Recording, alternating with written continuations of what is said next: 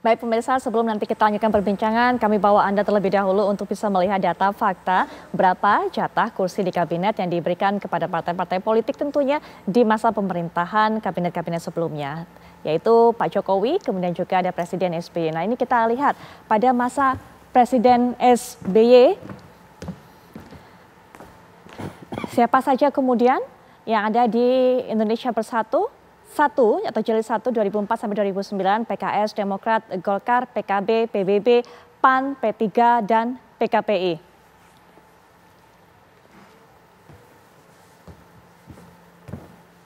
Ya, ini dia, Anda bisa lihat. Dan berikutnya ini adalah komposisi Menteri Koalisi Kabinet. Berapa yang diberikan tentunya kepada partai-partai politik tersebut? PKS ada 3 orang, Demokrat 2 orang, Golkar 2 orang, PKB 2 orang, PBB 2 orang, PAN ada 2 orang, P3 2 orang, PKPI ada 1 orang. Ini adalah periode pertama, Indonesia Bersatu pertama, 2004 sampai 2009. Nah ini yang berikutnya adalah periode kedua, Indonesia Bersatu kedua. Ini kami masih sajikan yang pertama, kami nanti akan bawa Anda juga untuk bisa melihat bagaimana yang jilid 2-nya. Ya, ini Demokrat 6 orang, kemudian Golkar 4 orang, PKS 4 orang, P3 3 orang, PAN 2 orang, dan PKB 2 orang.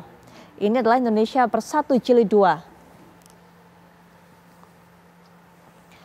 Ini adalah masa pemerintahan dari Presiden SBY. Berikutnya juga bagaimana petanya pada saat Pak Jokowi yang menjadi presiden. Nanti tentunya ini adalah Pak SBY terlebih dahulu, kami bawa data-datanya untuk Anda.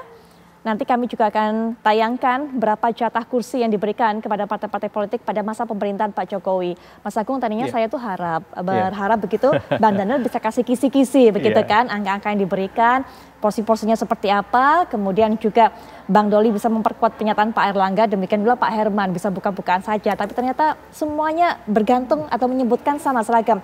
Memang ini hak prerogatif dari Presiden. Tapi kalau tinjauan dari Mas Agung sendiri seperti apa? Iya, acara Golkar kemarin itu walaupun Bang Doli bilang internal tapi rasanya eksternal karena memang sudah viral kemana-mana bahwa ada pernyataan Pak Erlangga yang menyebutkan secara eksplisit minimal jatah Golkar itu ada 5 kursi kabinet. Nah saya kira sebenarnya ini bisa dilihat secara internal semacam alarm ya, alarm kepada teman-teman di koalisi Indonesia Maju, khususnya ke Prabowo sebagai presiden, kemudian juga teman-teman di koalisi, dan berikutnya teman-teman yang akan masuk ke dalam koalisi Indonesia Maju ini. Jadi karena melihat Golkar ini kan sebagai partai yang awal-awal mendukung Prabowo Gibran. Kalau bahasa Ramadannya partai asabikunal awalun lah. Jadi Golkar, Gerindra, PAN, kemudian Demokrat. Nah sehingga memang mengingatkan hal semacam ini menjadi hal yang lumrah agar pertimbangan Prabowo Gibran ketika menyusun kabinet memang menempatkan orang-orang Golkar lebih dari partai-partai yang lain. Walaupun sebaiknya ataupun idealnya memang ini tidak keluar dulu ke eksternal seperti itu. Yang pertama. Yang kedua, yang saya lihat memang ini juga mengingatkan teman-teman di koalisi Indonesia Maju bahwa Golkar nih yang besar. Nah yang lain mohon sekali jangan lebih banyak jatahnya dari Golkar. Misalkan Pak Ahmad Khairon ya, kemudian nanti Pak yang teman-teman dari luar juga seperti itu sehingga di koalisi Indonesia Maju tercipta harmoni dan sinergi yang baik karena memang ada rasionalisasi yang jelas atas kursi maupun kontribusi selama ini. Nah yang ketiga memang juga bisa dilihat secara eksternal bahwa siapapun nanti anggota partai baru yang masuk jangan lebih banyak dari Golkar, ya pamali bahasanya gitu. Kalau lebih banyak justru nanti ada disharmoni, ada kecemburuan dan seterusnya karena tadi partai-partai yang lebih awal mendukung Prabowo Gibran ini adalah partai-partai yang sejak awal dalam tanda petik berdarah-darah, berkeringat dan ya istilahnya menjadi tameng utama Prabowo ketika masa kampanye bergulir bahkan hingga sekarang. Jadi saya kira alarm dari Golkar ini ya patut diapresiasi lah gitu, terlepas ada plus minusnya tapi ini mengingatkan kepada Prabowo Gibran dan koalisi maupun di luar koalisi bahwa ada Golkar sekarang yang menjadi motornya. Jadi mohon diperhatikan Golkar ini. Seperti itu kira-kira bahasanya. Bang Doli, betul nggak Bang Doli? Seperti itu sebenarnya yang coba disampaikan oleh Pak Erlangga. Jadi memang ada pesan-pesan tersirat begitu, pesan-pesan kepada Pak Prabowo, kepada partai-partai lain. Jadi begini loh sebenarnya kontribusi dari Golkar yang besar sehingga cukup relevan kalau meminta jatah 5 kursi. Partai-partai lain jangan sampai boleh nyalip. Begitu Bang Doli.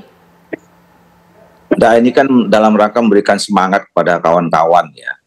Secara internal ya boleh aja dibilang itu pertemuan internal rasanya eksternal gitu ya, karena pada saat Pak Erlangga menyampaikan sambutan itu sebenarnya udah diminta teman-teman ini konsumsi internal ya, tidak untuk dipublikasikan gitu loh.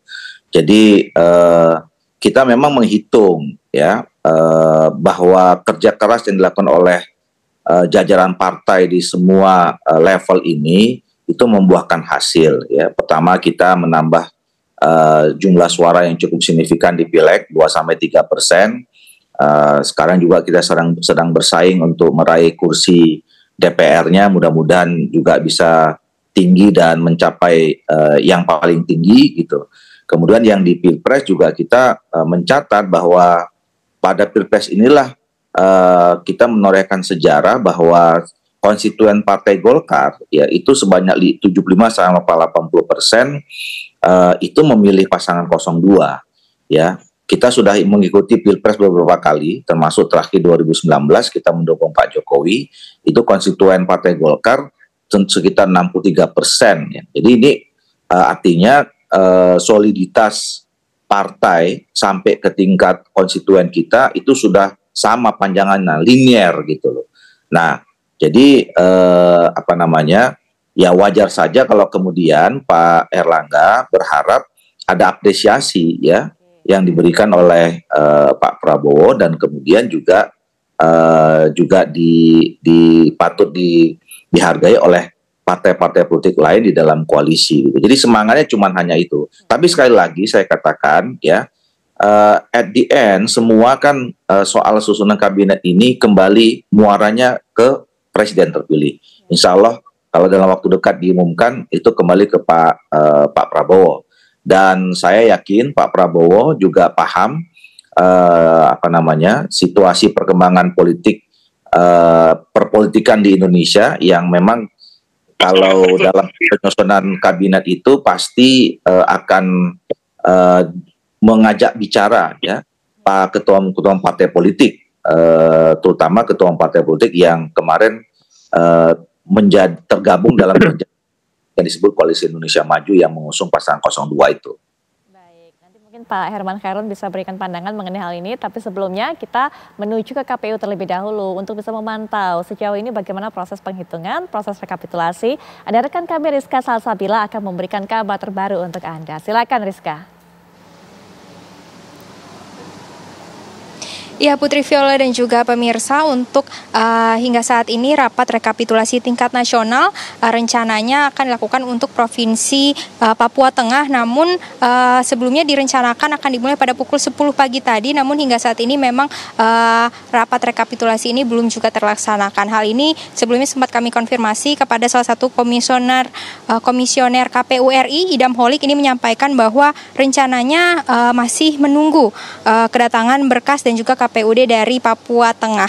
Namun hingga malam hari ini belum ada konfirmasi lanjut kapan akan dimulainya rekapitulasi untuk Provinsi Papua Tengah ini. Namun pada konfirmasi sebelumnya juga Idam Holik ini juga sempat menyampaikan untuk besok rekapitulasi rencananya akan dilakukan untuk Provinsi Maluku atau tepatnya pada 18 Maret 2024. Yang mana sebelumnya juga komisioner lainnya Agus Melas juga sempat menyampaikan bahwa KPU optimis akan menyelesaikan rekapitulasi pada 18 Maret 2024 atau besok hari ini.